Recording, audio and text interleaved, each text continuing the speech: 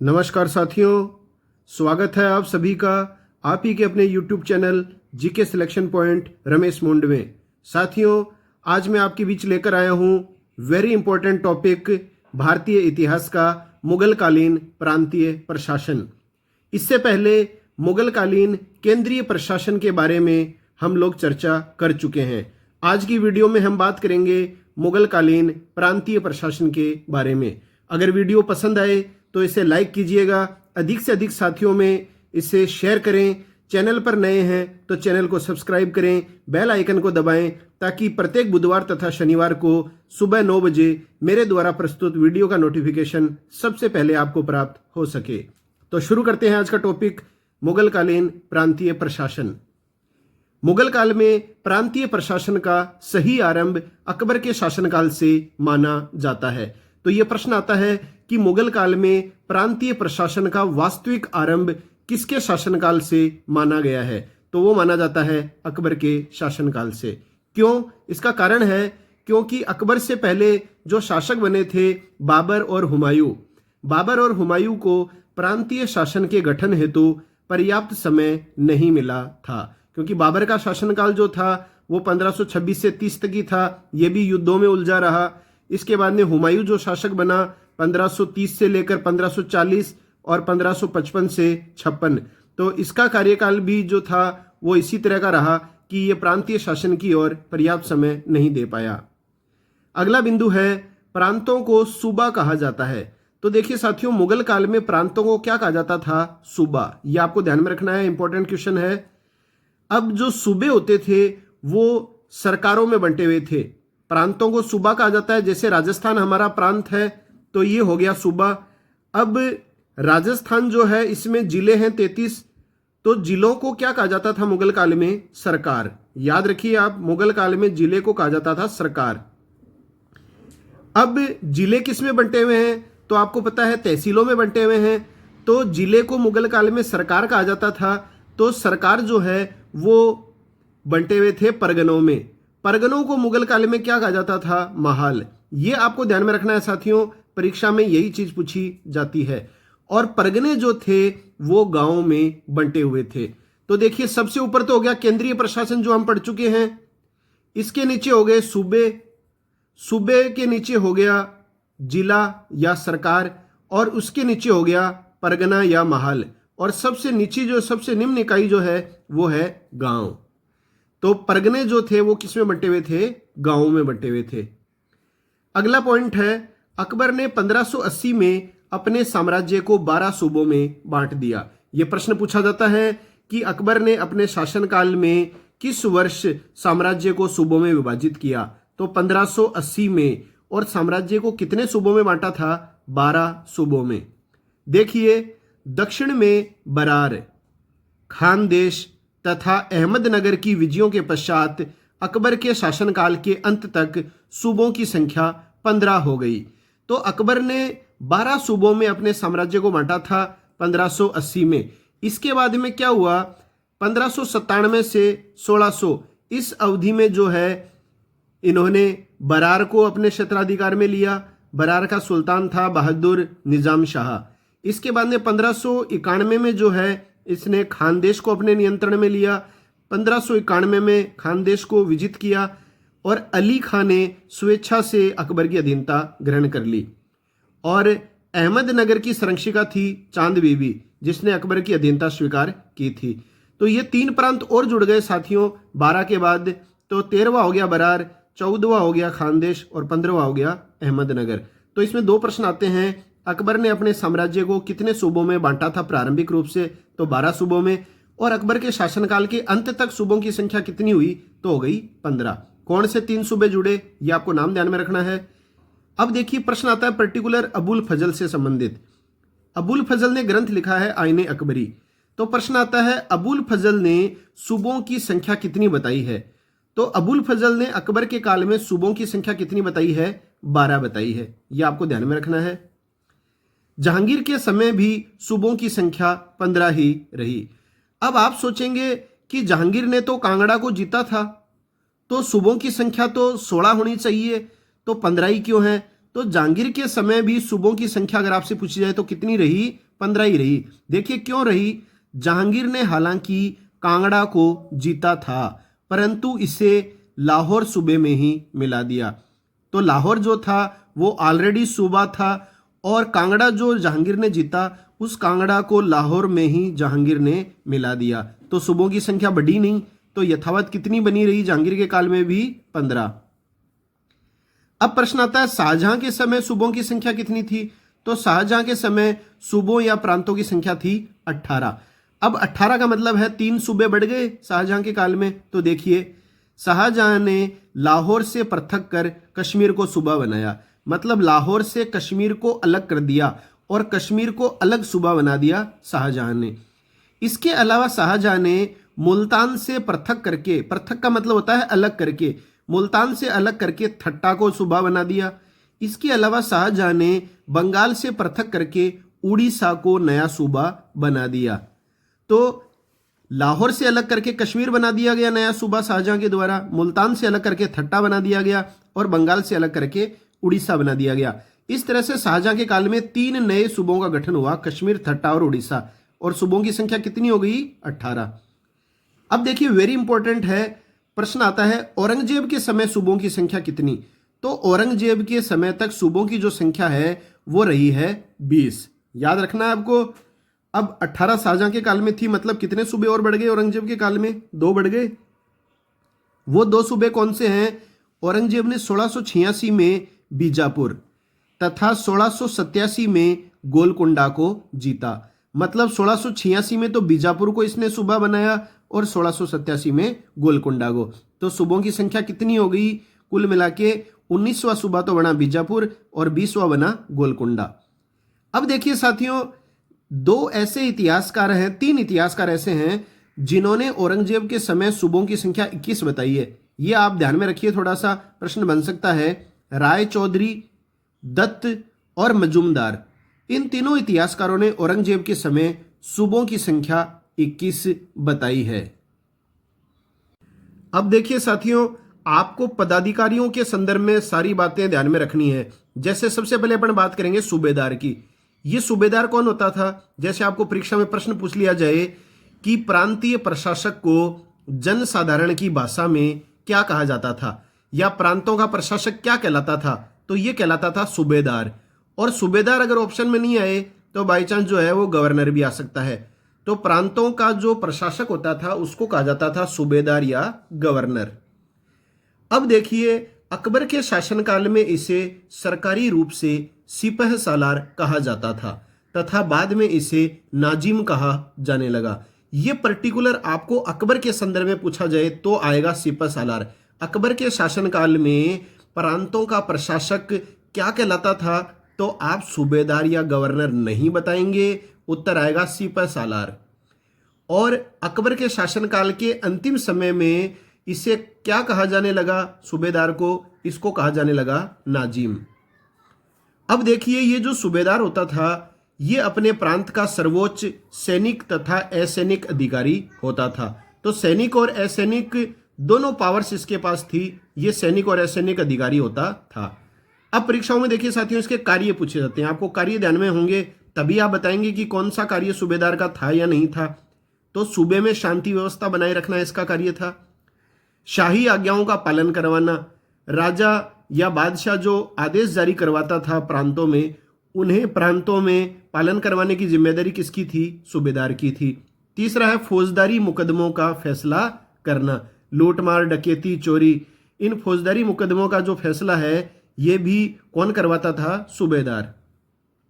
अब देखिए ये पॉइंट आपको ध्यान में रखना है विशेष रूप से, सूबेदार को संधियां करने तथा मनसब प्रदान करने के अधिकार नहीं होते थे। यह आपको विशेष रूप से ध्यान में रखना है, किसी अन्य सूबे के साथ संधियां करना या मनसब प्रदान करने का जो अधिकार है यह सूबेदार को नहीं होता था। अब इसके मामले में एक अपवाद है, अकबर ने केवल गुजरात के सूबेदार टोडरमल को राजपूतों से संधि करने तथा उन्हें मनसब प्रदान करने के लिए अधिकृत किया। तो यह आप अपवाद के रूप में मान सकते हैं, जहां हमने कहा कि सूबेदार को संधियां करने तथा मनसब प्रदान करने का अधिकार नहीं होता था। तो यह बात हमने की थी कि अधिकार नहीं होता था, लेकिन इसका अपवाद है टोडरमल। टोडरमल कौन था? अकबर का वित्त मंत्री था, भू राजस्व मंत्री, और गुजरात का सूबेदार नियुक्त किया था टोडरमल को अकबर ने। और टोडरमल को अकबर के द्वारा आदेश दिया गया था कि वो राजपूतों से संधि करने के लिए अधिकृत है और उन्हें मनसब प्रदान करने के लिए भी अधिकृत रहेगा। अगला देखिए साथियों, प्रांतीय दीवान। अब देखिए, अकबर ने सूबेदार की बढ़ती शक्ति को नियंत्रित करने के उद्देश्य से 1586 में सूबों में दीवान का पद सर्जित किया। तो यह आपको ध्यान में रखना है कि जब सूबेदार या गवर्नर की शक्तियां लगातार बढ़ती चली गईं, तो सूबेदार की बढ़ती शक्ति को नियंत्रित करने के उद्देश्य से अकबर ने सूबों में कौन सा नया पद सर्जित किया था? तो वो है दीवान, या आ जाएगा प्रांतीय दीवान। ये सूबेदार की शक्तियों पर नियंत्रण रखता था। अकबर ने इसे सूबे में वित्त व राजस्व संबंधी अधिकार प्रदान कर दिए। और ये जो दीवान होता था, इसे अकबर ने सूबे में कौन सा अधिकार दिया? वित्त व राजस्व संबंधी अधिकार। यह सूबेदार के प्रति नहीं बल्कि सीधे शाही दीवान के प्रति उत्तरदायी होता था। तो हमने केंद्रीय प्रशासन में पढ़ा था कि केंद्र में राजा के सहयोग के लिए होता था दीवान, तो उसको बोला जाता था शाही दीवान। और ये जो प्रांतीय दीवान होता था, ये राजा के प्रति उत्तरदायी नहीं होता था, आपको ध्यान में रखना है। यह केंद्रीय या शाही दीवान के प्रति उत्तरदायी होता था। यह प्रांतों, जिनको सूबा कहा जाता था, में दीवानी मुकदमों का निर्णय भी करता था। अगला पदाधिकारी है बख्शी। बख्शी कौन होता था? सूबों की सेना की देखरेख करता था। जैसे हमने केंद्रीय प्रशासन में पढ़ा था मीर बख्शी, वैसे ही प्रांतों में होता था बख्शी। इसका कार्य क्या था? सूबों की सेना की देखरेख करना। वाकिया निगार के रूप में इसे सूबों की जानकारी केंद्र को देनी होती थी। तो ये गुप्तचर व्यवस्था के तहत भी कार्य करता था। ये जो सूचनाएं हैं, सूबे की सूचनाएं, ये केंद्र स्तर पर पहुंचाता था। एक होता था प्रांतीय सद्र। प्रांतीय सद्र व काजी का पद साधारणतः एक ही व्यक्ति को दिया जाता था। तो प्रांतीय सद्र और काजी, ये दोनों पद जो हैं वो सामान्यतः एक ही व्यक्ति को प्रदान किए जाते थे। अगला पदाधिकारी है मीरे अदल। मीरे अदल जो पदाधिकारी है, इसकी नियुक्ति सबसे पहले साथियों की गई थी अकबर के द्वारा। ये प्रश्न है, परीक्षाओं में पूछे जाते हैं। हर फैक्ट को आप अच्छी तरह सुनिए, ध्यान में लाइए। और इसका कार्य क्या था? मीरे अदल का यह अनुदानों, उत्तराधिकार व अन्य विवादों का निपटारा करता था। अब देखिए, एक बात आपको ध्यान में रखनी है कोतवाल से संबंधित।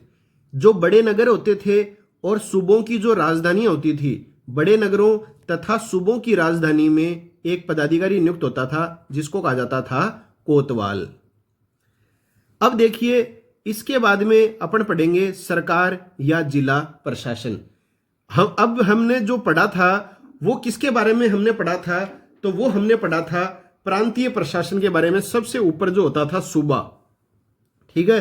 सूबे के बारे में हमने पढ़ लिया सारी की सारी बातें कि अकबर के शासनकाल के प्रारंभ में 12 सूबे थे, अंत में 15 हो गए। आईने अकबरी में 12 सूबे बताए। जहांगीर के काल में सूबों की संख्या 15 हो गई, शाहजहां के काल में 18 हो गई, औरंगजेब के काल में 20 हो गई। और इसके अलावा सूबों में जो प्रमुख पदाधिकारी होते थे, सूबेदार, प्रांतीय दीवान, बख्शी, प्रांतीय सद्र, मीरे अदल, कोतवाल, इनके बारे में हमने जानकारी प्राप्त कर ली है। अब सूबे किस में बंटे हुए थे? तो सूबे बंटे हुए थे जिले में। और जिले को क्या कहा जाता था साथियों? ये कहा जाता था सरकार। तो अब पढ़ेंगे अपन सरकार या जिला प्रशासन। सबसे पहला पदाधिकारी है फौजदार। ये आपको ध्यान में रखना है अच्छी तरह। सरकार या जिले का मुख्य प्रशासक फौजदार होता था। जैसे प्रांतों का मुख्य प्रशासक कौन होता था? सूबेदार। वैसे ही सरकार या जिले का मुख्य प्रशासक होता था फौजदार। जिले में कानून व्यवस्था बनाए रखना किसकी जिम्मेदारी थी? फौजदार की। यह राजस्व वसूली में अमल गुजार की मदद भी करता था। तो राजस्व वसूली में अमल गुजार जो पदाधिकारी होता था, इसकी मदद करता था फौजदार। अब देखो, अमल गुजार यह जिले में राजस्व वसूली का कार्य करता था। खालसा भूमि का राजस्व भी अमल गुजार के द्वारा ही वसूला जाता था। खालसा भूमि कौन सी होती थी साथियों? राजकीय क्षेत्राधिकार के अंतर्गत आने वाली भूमि या राजकीय भूमि। अगला पदाधिकारी होता था जिला प्रशासन में बितिकची। यह अमल गुजार के अधीन क्या होता था? लिपिक होता था, जो लगान व भूमि संबंधी कागजात तैयार करता था। एक होता था खजानदार, ये होता था जिले का खजांची, कोषाधिकारी। प्रत्येक सरकार जिले में एक काजी भी होता था। काजी औरंगजेब के शासनकाल में जजिया व जकात की वसूली भी करता था। तो औरंगजेब के शासनकाल में काजी को कौन सी शक्तियां प्राप्त थी? जजिया व जकात कर वसूल करने की शक्ति। तो इसमें आपके प्रश्न ये आ जाता है साथियों कि सरकार या जिला प्रशासन स्तर पर मुगल काल में कौन से पदाधिकारी नियुक्त थे? तो आपको ध्यान में रखना है फौजदार, अमलगुजार, बितिकची और खजानदार। इसके बाद में जो है सरकार, जिले किस में बंटे हुए थे? तो परगने में बंटे हुए थे। परगने को क्या कहा जाता था मुगल काल में? महल। अब अपन पढ़ेंगे परगने या महल का प्रशासन। अब देखिए, परगने का सर्वोच्च अधिकारी होता था सिकदार। परगने में शांति व व्यवस्था बनाए रखना तथा राजस्व वसूली में आमिल की मदद करना, यह किसका कार्य था? सिकदार। अगला पदाधिकारी हो गया आमिल। यह परगने का वित्तीय अधिकारी होता था। ये सारे के सारे देखिए, आप बार बार देखेंगे तभी ये समझ में आएंगे। जैसे हमने पढ़ा सरकार या जिले का, तो जिले का प्रमुख कौन होता था? फौजदार होता था, और परगने का शिकदार हो गया। शांति व्यवस्था वो वहां संभालता था, ये यहाँ संभालता है। आमिल जो है इसका कंपैरिजन अपन कर सकते हैं अमल गुजार से, क्योंकि सरकार या जिले में राजस्व वसूली का कार्य अमल गुजार करता था और परगनों में कौन करता था? आमिल करता था। इसके अलावा पदाधिकारी होता था परगने में फौजदार। ये होता था परगने का खजांची। जैसे जिले का खजांची कौन होता था? खजानदार। वैसे ही परगने का खजांची होता था फौजदार। कानूनगो, यह परगने के पटवारियों का अधिकारी था। कई बार परीक्षाओं में आता है परगने के पटवारियों का अधिकारी कौन होता था? कानूनगो। और एक होता था कारकुन, ये होता था परगने का लिपिक। कौन होता था ये लिपिक होता था। जैसे सरकार या जिले का प्रमुख लिपिक कौन होता था? ये होता था बितिकची। वैसे ही परगने या महल का लिपिक क्या कहलाता था? कारकुन। और अकबर के काल में परगनों के रिकॉर्ड फारसी में लिखे जाते थे। ये आपको ध्यान में रखना है कि इस मुगल बादशाह के काल में परगनों के रिकॉर्ड या महलों के रिकॉर्ड फारसी भाषा में लिखे जाते थे, तो अकबर के शासन काल में। अब देखिए साथियों, अकबर ने अपने शासनकाल के 18वें वर्ष, ये याद रखना है आपको, कौन से वर्ष? 18वें वर्ष में 1 करोड़ दाम से अधिक राजस्व वाले परगनों में एक आमिल नियुक्त किया, जिसे किरोड़ी कहा जाता था। यह आपको ध्यान में रखना है कि अकबर ने अपने शासनकाल के 18वें वर्ष में 1 करोड़ दाम से अधिक राजस्व वाले परगनों में कौन सा अधिकारी नियुक्त किया? एक आमिल नियुक्त किया, जिससे क्या नाम दिया गया? किरोड़ी। अगला है शाहजहां ने प्रत्येक परगने में माल गुजारी के निर्धारण के लिए एक अमीन की नियुक्ति की। तो किरोड़ी की जो नियुक्ति है वो अकबर ने की थी और अमीन की नियुक्ति की थी शाहजहां ने। देखिए साथियों, ये इंपॉर्टेंट है। शाहजहां के काल में सरकारों या जिला व परगनों या महल के बीच एक और इकाई होती थी, जिसे चकला कहा जाता था। इसके अंतर्गत कुछ परगने आते थे। तो देखो हमने क्या पढ़ा, सबसे ऊपर सूबे थे, सूबे के नीचे हो गए जिले, सरकार, और सरकार या जिले के नीचे होते थे परगने, महल। अब शाहजहां के काल में क्या होता था? सरकार या जिले के और परगना या महल के बीच में एक और इकाई होती थी प्रशासन की, उसको क्या कहा जाता था? चकला कहा जाता था उसको। ये प्रश्न परीक्षाओं में आ चुका है, और इसके अंतर्गत कुछ परगने आते थे। आखिरी है इसमें ग्रामीण या गांव प्रशासन। गांव के मुखिया को 3 नामों से जाना जाता था: खूत, मुकद्दम और चौधरी। गांव के मुखिया को खुत, मुकद्दम या चौधरी के नाम से जाना जाता था।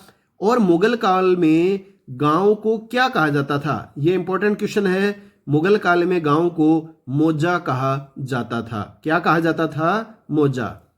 गांव में कानून व व्यवस्था बनाए रखने की जिम्मेदारी किसकी होती थी? तो वो होती थी मुकद्दम की। ऑप्शन में खूत या चौधरी भी आ सकता है, लेकिन मोस्टली परीक्षाओं में यही दिया होता है, मुकद्दम। इसके अलावा प्रश्न आ जाए, गांव में राजस्व वसूली का कार्य कौन करता था? तो राजस्व वसूली का कार्य करता था पटवारी। आपको ध्यान में रखना है। और पटवारियों का प्रमुख कौन होता था, मुख्य अधिकारी?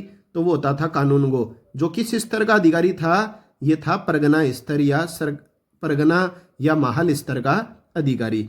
तो गांवों में कानून व्यवस्था बनाए रखने की जिम्मेदारी मुकदम की थी।